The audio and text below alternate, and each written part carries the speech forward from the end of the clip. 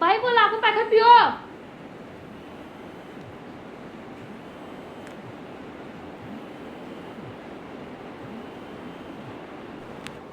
다이어리지 나예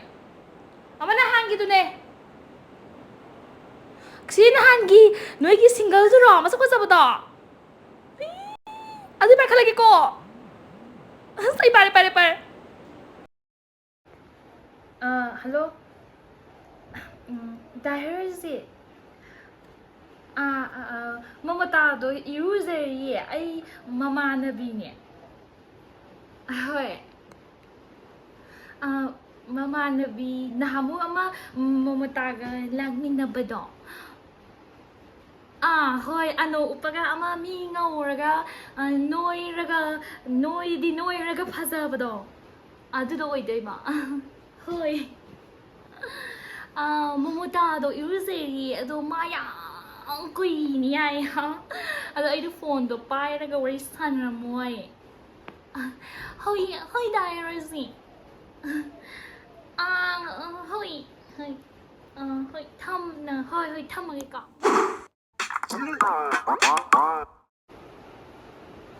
ꯑꯅꯟꯗ ꯍꯥꯎ ꯑꯩꯈꯣꯏ ꯁꯥꯏꯅ ꯑꯩ ꯄꯣꯠ ꯊꯤꯜꯂꯤ ꯃꯈꯥꯗ ꯑꯝꯇ ꯆꯪꯉꯨꯁꯤꯗꯅ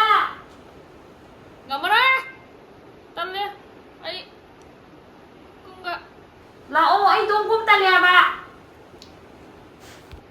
ꯇꯜꯂꯦ ꯍꯥꯏꯕ ꯅꯪ ꯀꯨꯝꯃꯨꯔꯣ ꯍꯥꯏꯕ ꯑꯣ ꯐꯔꯦ 이ቤ가 ꯃꯃꯥꯟꯅꯕꯁꯨ ꯌꯥꯎꯋꯤ ꯑꯗꯨ ꯀꯨꯝꯃꯤꯟꯅꯧꯁꯦ ꯍꯥꯏꯕ ꯋꯥꯅꯤ ꯑꯩ ꯇꯣꯝ ꯇꯜꯂꯦꯅ ꯆꯠꯁꯦ ꯌꯥꯗ꯭ꯔꯥ ꯆꯠꯂꯦꯗꯅ ꯏꯇꯣꯝꯇ ꯀꯔꯤꯗꯣꯏꯁꯤꯅꯣ ꯆꯠꯁꯂꯣ I'm ready ꯑꯆꯥꯄꯣꯠ ꯂꯧꯕ ꯆꯠꯁꯦ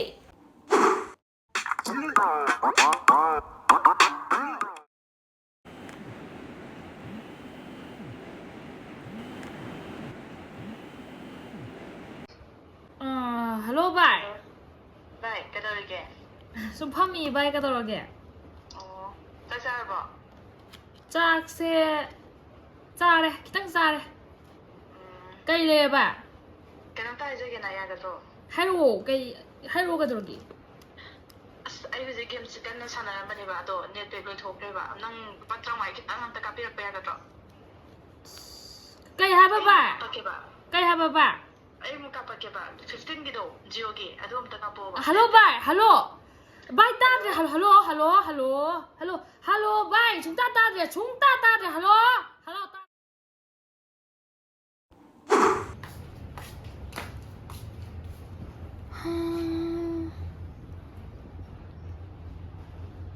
ꯀꯩꯅꯣ ꯇꯧꯔꯝꯃꯤꯁꯤꯅ ꯚꯥꯏ ꯑꯩꯒꯤ ꯂꯥꯏꯕꯛꯇꯣ ꯂꯝꯕꯤꯗ ꯁꯨꯝ ꯆꯠꯄꯗ ꯃꯩꯒꯤ ꯄꯣꯁ ꯃꯈꯣꯡꯗ ꯊꯣꯝꯖꯤꯟꯗꯅ ꯀꯥꯏꯔꯦ ꯗ꯭ꯔꯦꯁꯤꯡ ꯇꯧꯗ ꯌꯥꯔꯔꯣꯏ 1K ꯈꯤꯇ ꯋꯥꯏꯒꯦ 1K ꯑꯩ ꯕ꯭ꯂꯣꯛ ꯇꯧꯁꯤꯟꯈꯤꯕꯁꯤ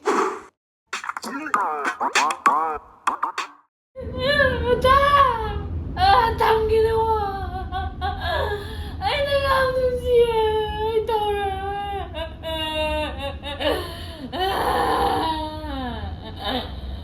ꯑꯩ ꯅꯪꯅ ꯄꯥꯝꯗꯕ ꯐꯨꯔꯤꯠꯇꯣ ꯂꯤꯠꯂꯔꯣꯏ ꯍꯥꯏꯕ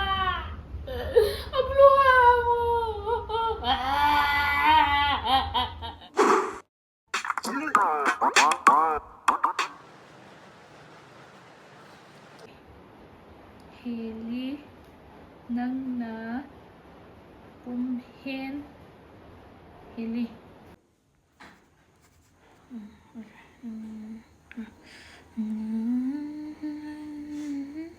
ꯍꯣꯏ ꯌꯥꯔꯦ ꯑꯣꯀꯦ ꯅꯪꯅ ꯋꯥꯔꯕꯁꯨ ꯑꯩꯕꯨꯗꯤ ꯋꯥꯍꯜꯂꯣꯏ ꯆꯨꯝꯕ꯭ꯔꯥ ꯆꯨꯝꯃꯔꯦ ꯑꯣꯀꯦ ꯅꯥꯏꯁ ꯑꯣꯀꯦ ꯅꯪꯅ ꯑꯩꯕꯨ ꯅꯨꯡꯁꯤꯌꯦ ꯅꯪꯅ ꯑꯩꯕꯨ ꯅꯨꯡꯁꯤꯌꯦ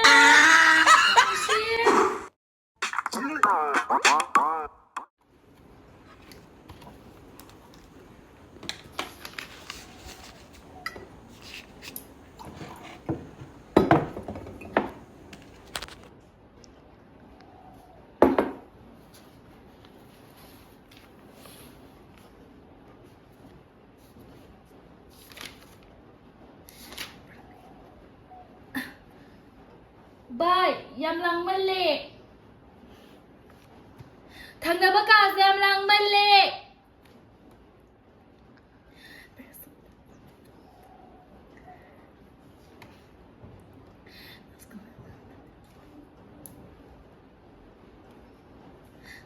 Mr. Takthon ni noi lang male de hay exam ni khang nei na tro ikai ba ga khang na se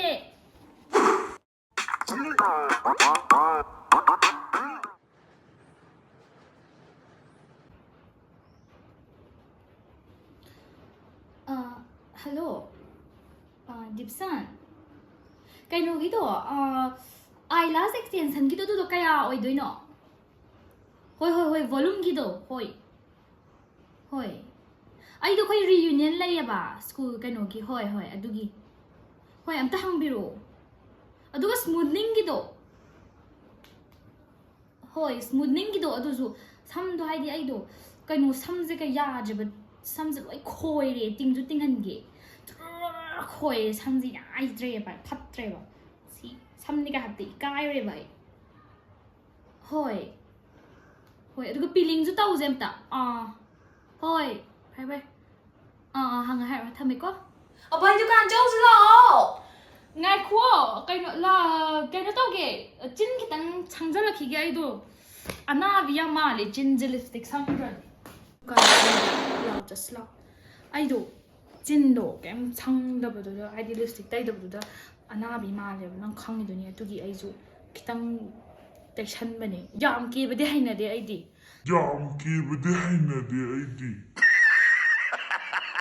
kaino lai tu si lao cha lao ma pan thok do sum ngai te dana ana bi ma le ba do imak ma e ba aduna yam di ke da bi de kitang sap tok san ma lao cha lao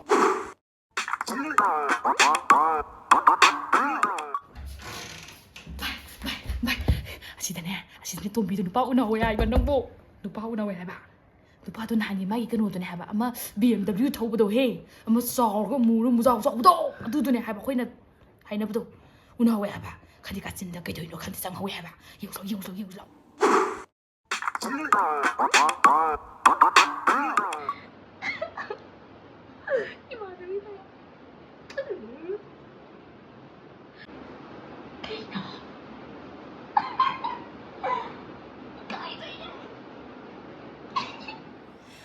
Hi everyone, hope you enjoyed the video. I kashu hai jamana chade ai gi channel se anau bani ada ai gi peers me am colleagues ade ai friends singna moi gi support yauraga ai moina motivate taraga ai channel se hangjarak pani adu mayam na ju like to view, subscribe to view, support to view aduga share to view matung tar ko se hena mayam phaja phaja ba to ngam oi jage si hai loisan jare. Thank you.